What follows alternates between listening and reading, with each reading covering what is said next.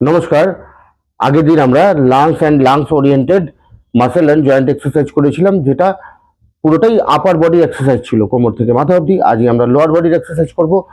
বহু প্রচলিত একটা এক্সারসাইজ, এটার নাম হচ্ছে বাটারফ্লাই। বাটারফ্লাই হচ্ছে লোয়ার বডির এক্সারসাইজ।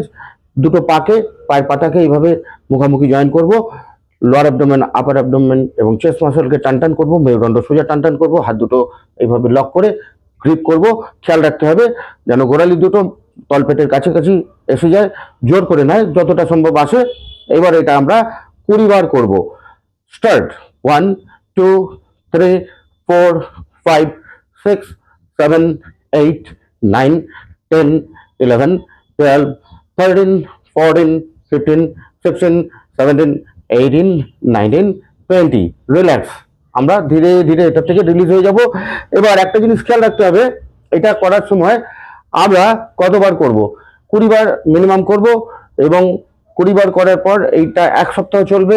সেকেন্ড উইকে 40টা, থার্ড উইকে 60টা, ফোর্থ উইকে 80টা এবং ফিফথ উইকে 100টা।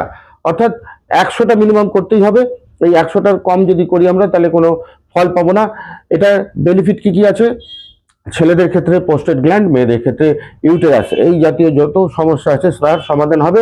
আর যদি কম বয়সীরা করি, তাহলে কি হবে? এটা ভবিষ্যতে কোনো রকম এই দুই অর্গানসের কোনো রকম সমস্যা হবে না।